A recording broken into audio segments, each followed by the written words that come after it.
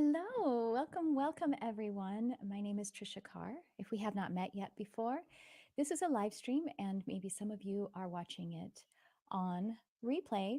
And I am just so thrilled to be here with you today. As I said, I'm Tricia Carr. You may be watching this on my YouTube channel, on Facebook, on where else are we?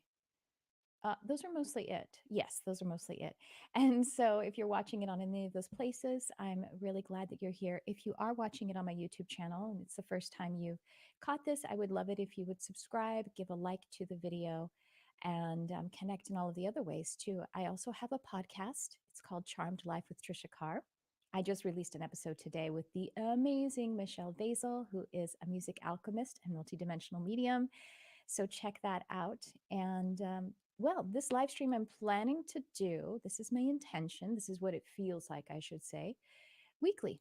And I believe it's feeling good to do it Wednesdays at 9 a.m. Pacific, which is noon Eastern. Okay, well, I'll just tell you a little bit about myself and what I am doing today, and also with this live multi streaming event. And so I guess overall, I'm an intuitive. I'm a spiritual teacher. That's a huge part of what I do. And I'm a channel, a hypnotherapist.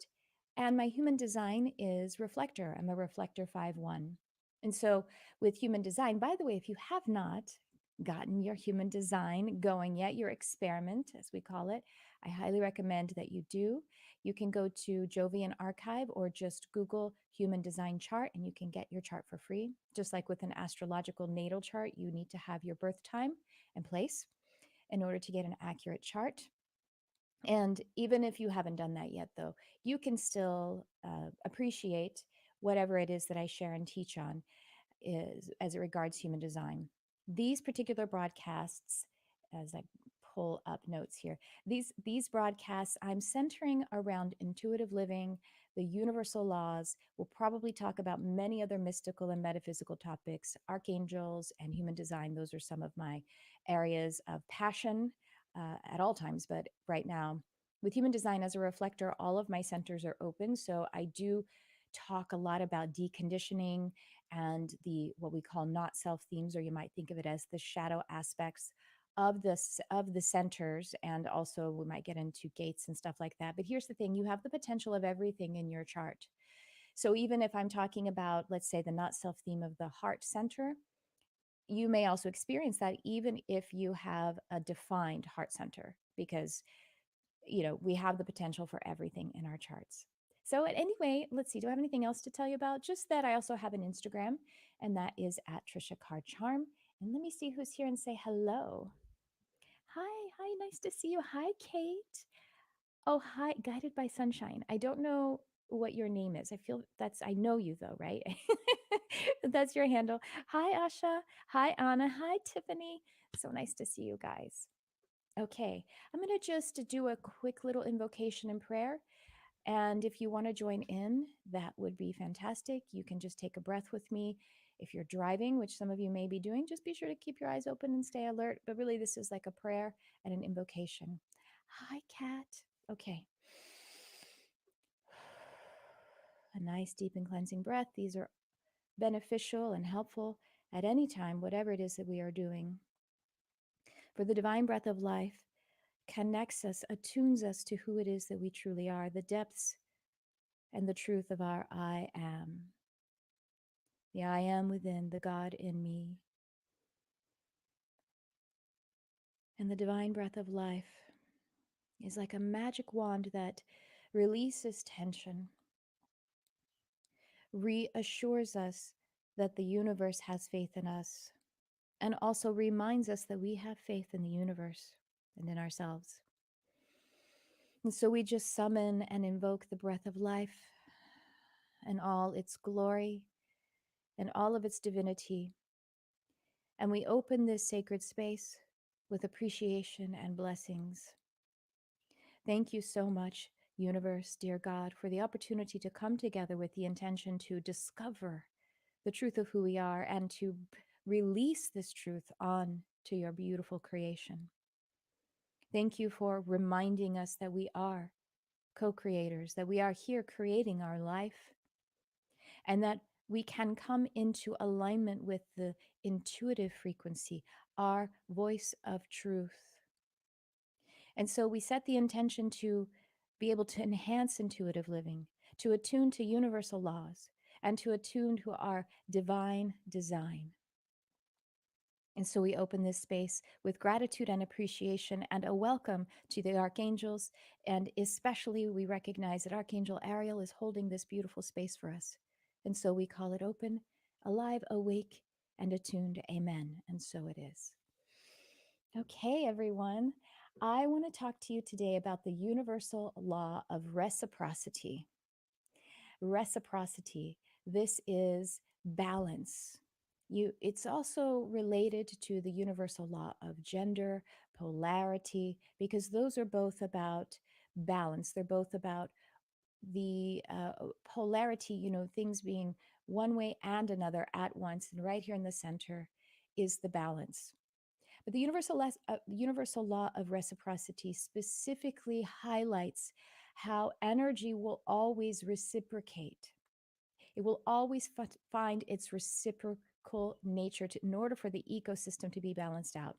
And how that affects humans specifically is in a few examples I can give you. If you are giving too much and you're not receiving in return, this will cause some deficiency in your energy because it's causing deficiency in the field, and it will somehow echo back to you even louder in a more amplified way so that you can be aware of the lesson of giving more and not receiving in return. And of course, the opposite is true. If we're working from a shadow aspect of ourselves, from a fear, and we are demanding more, we are asking more and not giving a reciprocal amount in return. The law of reciprocity is water always seeking its own level. It always will. And we will be asked, we will be shown by the field when we are not operating in reciprocity. And so, if you are in some situation, whether it's a relationship or a career, and you are deeply uncomfortable, you are maybe tired, burnt out, feeling unrewarded, feeling undervalued, then I invite you to tap into the law of reciprocity. Be gentle with yourself, be loving with yourself. What's so interesting is that when we are out of alignment with the law of reciprocity, whether it is we are giving too much and not allowing ourselves to receive the reciprocation in return, or the other way around, asking for too much, we often have it polarizing in our lives. Oh, my camera went away for a second. I guess it's fine now. It looks like it's fine now. Um, you guys hear and see me okay? Hi, Brian. Hi, Lisa. So give me a note here on the comments if for any reason the sound or the camera go out. Anyway, back to what I was saying. If you're working out of alignment, out of balance in relation to the law of reciprocity, you might find it showing up in both ways, in that you are giving too much and not receiving, or you're asking for too much and not giving. It's harder to see the second one. I mean, it's harder in that we might feel shame around it. We might feel guilt. We might feel, it touches on something deep inside. But I want to encourage you to see if you can look at it neutrally. Because if you are giving too much, you might be taking too much too. Because again, in your own energy, reciprocity is trying to find a balance. It really is. And it may be that, let's say, in work, you're giving too much, and then in your relationship or in your home, you are asking for a lot because you're just simply exhausted and you're thirsty and you're hungry. And I mean spiritually or maybe literally. and and so you are taking too much. Oh, thank you. So they're just, the spirit angels are just telling me that this could be the underlying cause of some of us consuming too much drink or food, because we are actually giving too much, and then we are taking too much in some other area, to more than our body requires, because again, it's just the energy trying to figure out how to balance itself. It's kind of beautiful. It's really beautiful, actually, if you feel into it, welcome it in. And so, speaking of consuming too much, which I've been in those cycles in my life before. I don't know why that camera keeps fuzzing out. Hold on 1 second. I'm just going to make an adjustment, make sure everything is plugged in all right. And okay, so I've been in the cycles where I am consuming more than my body requires, more than what might be optimally healthy for me. And I do have the tendency, I have the shadow of codependency. It was modeled to me as a child, but it's also in my gene keys. It's also in my human design gates. I have gate 19, gene key 19 showing up in a lot of places on my chart. And the overall energy, the midline energy of 19 is sensitivity. And so the shadow, the subversion of sensitivity is codependency and giving too much and losing one's identity. And then the light of sensitivity, well, the balance is sensitivity. And then the gift above that is interdependence, a sacrifice of one's lesser qualities, the things that we don't need, so that we can bring more of ourselves to a relationship or to the whole. It's like when you come into a relationship and you may sacrifice some of your free time so that you can bond and be together, or to help one another, or to love one another. That kind of interdependence and sacrifice, a good kind of sacrifice. The shadow of sacrifice is codependency, where we give up our identity, we give more than is healthy for anyone. And of course, this speaks to boundaries, because boundaries are actually something that work from the inside out. Boundaries are keeping your light full and not giving away a portion of your light so that you would be, again, subverted in a relationship. Bringing our full light to any situation, any moment. And so you want to come up here? Con, my kitty wants to come up here. You can, babe. So then if we say here, my light is full from the inside out, and here is what is correct for me, this is my light. Your aura is bigger than that, but I'm just demonstrating it with my hands. Then this is what is correct for me. So then we would say, well, this is boundaries. And I would lovingly say no to something so that I'm not giving away myself and giving too much to someone else, spoiling them, if you will, or enabling them. So let's talk about how the law of reciprocity relates to maybe your human design chart, or excuse me, again, whether or not you know what your human design is, or whether you have a center defined or undefined, you still have the potential of all energies. But what I see as a particular correlation, something we can look at as it concerns the law of reciprocity, is, I'm going to put up a little graphic here, is the heart center. If you have, and that is the little white triangle there on the graphic, the heart center is the actual, in the nine-centered model, it is the will and it is the ego. It is in human design in 1781 or 83, I always forget, the heart actually split into two. And so the heart went from just the single center, and it split into two, to the identity center and the heart center. And so what we have here is a list. The bullet points are basically the not self themes of the heart center. And this is especially, I guess I might say, if you have an undefined heart. And just the top one there is really all we need to focus on, needing to prove your worth. So if you were working out of balance with the law of reciprocity, if you were not allowing someone to give you a reciprocal energy exchange for what it is that you are giving, you might be over giving because you have this fearful sense of needing to prove your worth, over giving so that you can prove your worth.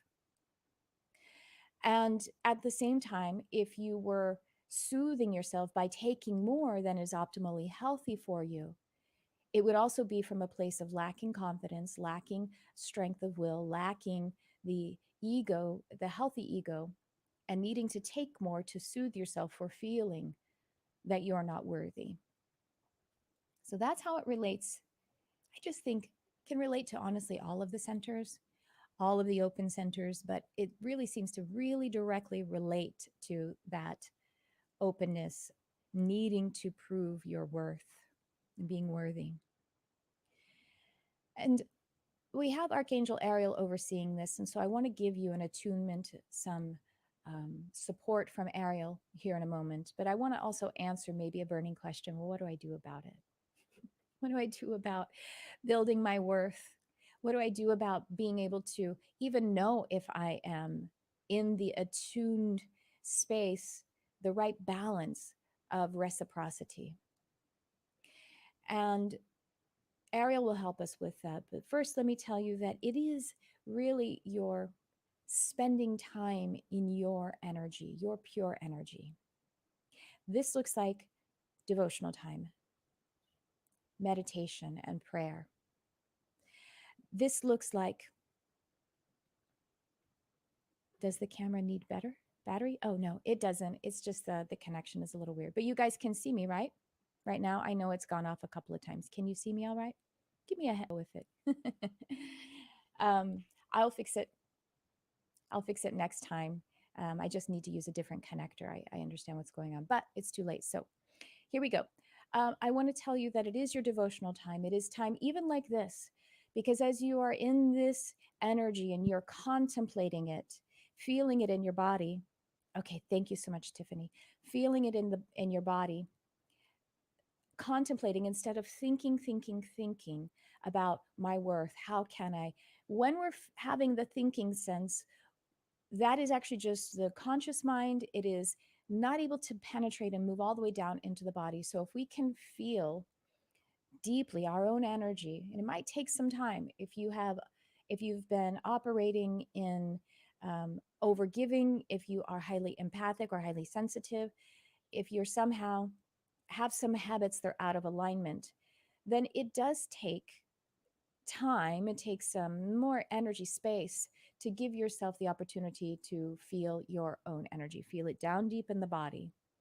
So, meditation is kind of the catch all, but prayer as well.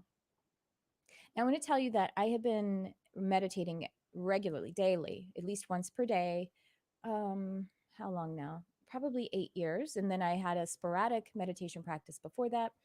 My meditation also looks like self healing, self hypnosis. And by the way, meditation is hypnosis, just so you know. It is moving into an altered state in order to experience your subconscious, your unconscious, your body, and moving out of the thinking space, letting that stand down, and moving into the space of open energy.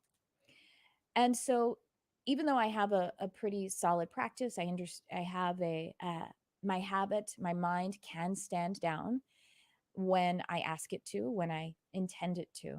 But I still need to shift up my practice periodically, because here's the thing: if you're starting meditation and you're like, I just don't think I can do it because my mind won't slow down, preaching to the choir. The whole world is the choir. That is the absolute number one natural normal experience for everyone. And so even if you have a practice, the mind will start to creep in and start to like say, oh, I'm going to do this. I'm going to get in there and kind of hijack the meditation. She thinks she's meditating, but I'm still in control. I figured out how to control this space as well. And that's why we need to shift it up in some way. Sometimes that means more time. Sometimes that means less time. Sometimes that means using guide tracks or shifting your guide tracks or not using no guide tracks. So that's when, if you have a meditation practice or habit. And it's really the same with the beginning or the middle of your habit of meditation, is that it always counts every time that you sit down with the intention to feel your own energy and to turn off the thoughts, so that as you are in this space, and to not manage and control thoughts too, because sometimes there is a misconception that mindfulness, which really means no mind, no thoughts, is the only way to be in meditation. When in fact, when you have shifted out of it and you are open to the energy, you can start to receive thoughts, not to create thoughts or, you know, generate thoughts yourself, but to receive thoughts from the universe, from your spirit guides, from angels. And receiving a thought is different than doing a thought. So if you were attempting to say mindless, you might be trying to control the fact that you're receiving a thought and you reject it. So just some things to be aware of as we're in our devotional time, devoting ourselves to our own energy. The best thing to do when you are starting is to set a timer for like 10 minutes, or actually, in my most recent podcast episode, Michelle Vazel said she started with setting a timer for 5 minutes. Works too. I think I started with 5 minutes actually. Because one of the number one objections that the mind says is that I don't have enough time. And then it's because time is really owning us in our lives. No matter how spiritual you are, no matter how practiced you are, time is trying to own us, and this is why we think we don't have enough time. I just posted on Instagram. When we think we don't have enough time, what's really happening is that time has too much of me. And that's the truth, the illusion of time. So if you set a timer for 5 minutes, 10 minutes, and put your phone over there, then you will be basically, even though we're using a timer, it is hacking the concept of time. It causes us to clock out of time, because I can sit and breathe for 10 minutes without going, oh my gosh, how long has it been? Is it time yet? Time. We've given it over to one of our amazing devices, one of our fantastic technologies, and we have clocked out of time by doing that. And once again, this is something that you can do if you already have a strong or habitual meditation practice. You can set a timer for 30 minutes if you have a tendency for doing them for 10 or 15 minutes and you want to shift it up and you feel the urge to shift it up. Set a timer for 30 minutes and sit there and breathe and trust the process. So there you go. That's one thing that we can do to be able to cultivate our worth, our self-worth, and bring ourselves into alignment with the universal law of reciprocity, but also just being aware and contemplating the universal law of reciprocity in a relationship. Knowing that we need to actually give, but we have to allow others to give of themselves in order for us both to be receiving the love that we have for one another, the truth of who we are as we give it to one another. Okay, now I want to tell you that Archangel Ariel oversees this. And so if you would like to contemplate, if you would like to be in the energy of Ariel for an attunement around this law of reciprocity and balancing self worth. And I'll tell you why, because Archangel Ariel is the angel who oversees nature and the ecosystem and balance. And she is also the champion for sensitivity. I want to say sensitive human beings, which we all are. Some have a stronger kind of intention on our life, maybe by the way our energy is configured, to work with sensitivity, to find the balance of it, to work through shadows of sensitivity, which might be codependency, and then to transmute shadow and be in the balance, as well as the higher gift of it, which is to be in a divine sacrifice. Once again, remembering that sacrifice can be seen as codependency, but we mean the divine sacrifice where we're able to release parts of ourself that are not serving us for a greater good of connecting and showing who we really are to the world. So Ariel is the champion, is the one who helps us with sensitivity. And she is very much attuning to, she's very much giving us the example and holding the space about reciprocity, because that's how nature works.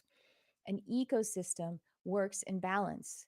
The trees send signals through the mycelial network to all of the world about what parts of their garden, what parts of their area need nutrients and water. And so that is how nature works. It works with finding balance, always moving things in.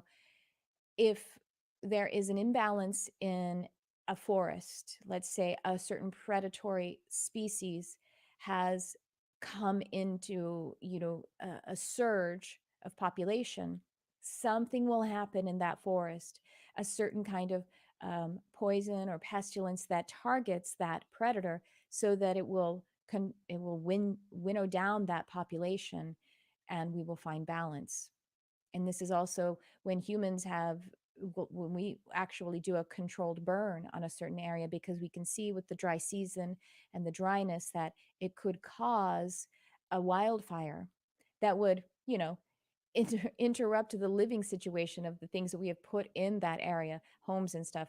If it weren't for humans getting involved and creating a controlled burn, then nature would do it itself. It would create a burn. There would be friction, and it would actually create a burn in that area, which would bring some, you know, what's the word I'm looking for? I'm thinking of like the coal, you know what I mean? Which is a way to let a space lay fallow, and then it can regenerate its nutrients on its own. And you are that as well. You are an ecosystem. So any place that you are out of balance, your energy has everything it needs to bring itself in balance again. And Archangel Ariel is holding a loving space for you for this. She also holds the awareness of grace, because in the peak of seasons, whether I'm talking about nature, natural seasons, right now we have a crazy heat wave where I am, and I think in a lot of places across the United States. The temperatures are over 100 for the next week or so here. And in the peak of this season, it can cause a lot of stress. Even though I get to live inside and I have like a controlled air conditioned environment, it still causes stress because there is a stress on the environment and we just respond to that. And so the peak of a heat season, Ariel gives us the reminder that it's weather and that we can weather the heat, or in the winter we can weather the snowstorm, we can weather the storm. Allows us to hold ourselves as a mountain, just observing the weather passing by. Allows us to hold that space of awareness and learning from the weather, learning how to ground ourselves, learning how to find peace within, learning that we have everything we need to be, and we don't have to feel the stress that is outside, not to the point where we identify to it, but that we can come into a calm and an observational experience and figure out how to even rejoice in the fact that there are high tides and low tides. There's heat and there's cold. So she reminds me, this is an example that she pointed out to me actually when I was, Ariel, I mean, she pointed out to me when I was a kid. I grew up in Texas, and the state flower of Texas is the bluebonnet. It's a really pretty flower. It looks similar to the lupines that I know grow here in California, but it's different. It's a different flower. Bluebonnets they have a stem, and they have little flowers that come all around, and they're a bluish violet purple. And really, I'd say a violety blue, since we call them bluebonnets, really have a lot of blue color to them. So bluebonnets are such a beautiful flower, and we only get a, I guess, a bloom of bluebonnets in the spring and summer if there is a proper freeze in the winter. Now, I grew up in Fort Worth, which there is some snow 1 or 2 months of the year. And so we do, but sometimes it doesn't even get that snowy. It doesn't even get that cold, but we usually get a snow. But for how long that freeze is directly impacts how robust the bluebonnet bloom will be for that spring. That is because the seed of the bluebonnet, the outside shell is so hard. It is a very firm shell that it requires a winter freeze in order to cause it to crack open, to dry it up, and to bring its temperature down so low that it can crack open. Because the tender little sensitive sprout that would be inside that seed isn't strong enough to pass through the hard shell on its own. It requires the weather, it requires the freeze to crack it open. Now, this is a metaphor, I'm sure, for a lot of us. If you can, I'm sure you're relating to this. I'm going to close the curtain so I'm not so blown out. That's better. Better lighting, huh? So that tender, sensitive sprout inside needs the season, the freeze, in order to crack it open. And then when it does, how hard, the sprout is still also pushing against it. So it's a symbiosis, because it's got some strength. It's going to try to push against that seed. It may crack that outer shell, but there's still like a an inner shell that may be more like a dry membrane, and the sprout still needs to push against that and needs to summon its strength. And summoning its strength, it feels its own energy, it knows its worth, it is its worth, and that signal gets sent out to the ecosystem. And then, as I said, the mycelial network, which is a fungus that actually exists in nature, and the trees are the ones who oversee it, will cause the moisture, will cause the nutrients to be able to go to that little sprout's signal and give it the strength to be able to push through that small membrane. And with the cooperation of the freeze, leave behind all of that beautiful shell, which then the soil can take and use as nutrients to distribute to other parts of the garden. And so we need the freeze, and we need the heat. And Ariel reminds us of this.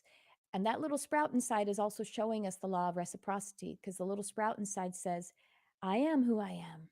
I am here to be the fullness of who I am. So I'm going to feel that energy. I'm going to be my energy. And as I am that energy, I send that signal out.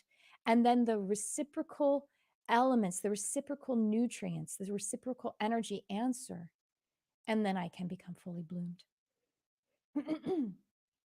So that's who you are. You are nature. You are just like this. Okay, well, that's about what I have for you in this little bit of a lesson. So let me see what's going on with you. Oh, Marissa, you're from Corpus Christi. I visited Corpus Christi a couple of times when I lived in Texas, and it was, it's a vacation spot for those who are, a little further north in the state. Pardon me while I take a sip. So I'm going to look at the comments here. How are we doing? Fire and water balance has been showing up a lot. Really? I'm going to put that. Oh, yes. I had a strong message this over the last year or so about water and needing more water in my life. So I was taking a lot of baths, and I was taking baths with salt, but it's also the spiritual qualities of the element of water that I needed.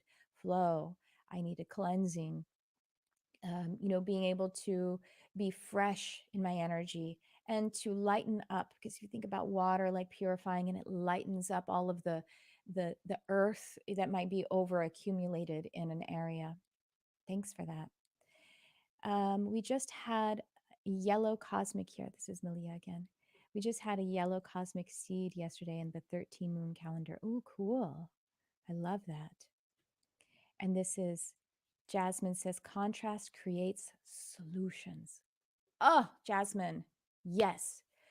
This is a download that I received this week in relationship to my coaching, to one of the people I'm coaching, but also for myself and for everyone, right?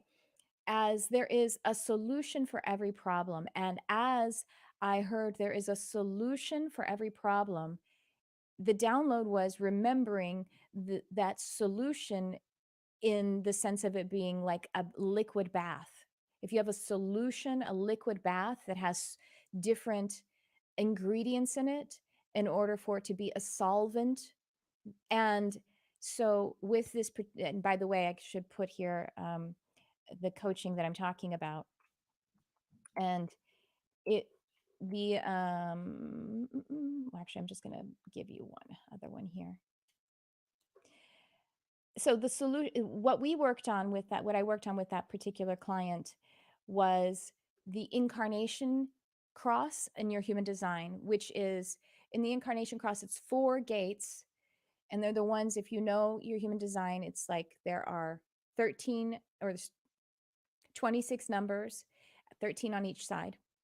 Sorry, and just ignore the video.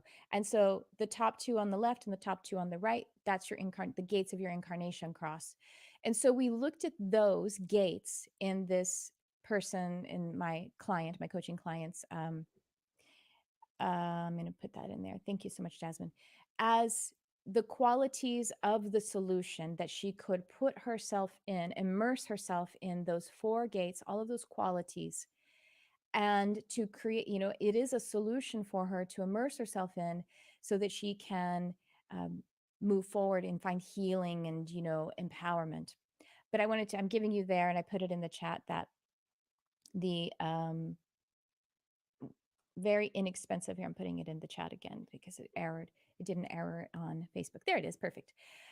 So I have a subscription platform. If you like my podcast or my YouTube, it's a way to support it. But we also meet once per week for a workshop. We meet once per, not week, once per month for a workshop, once per month for a live group meditation, and it's called Modern Mystic Life.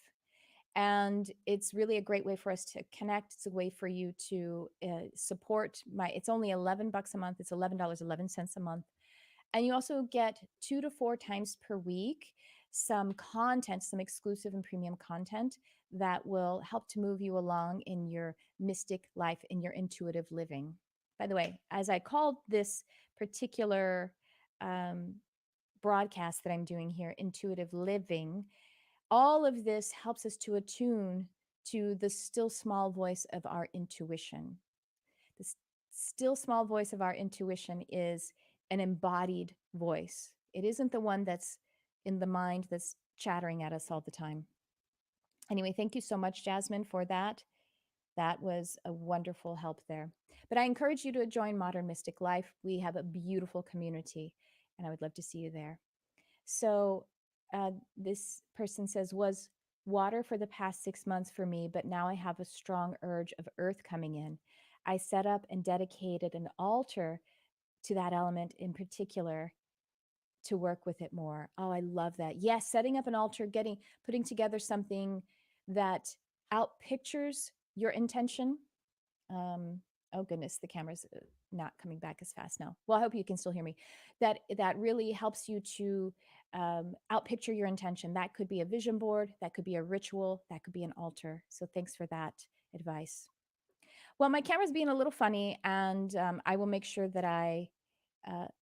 Oh, my engagement ring is beautiful. Thank you, John. I appreciate that. I love it. It is a diamond that is it's a conflict-free diamond. It's a very old diamond my husband found for me, and I love it.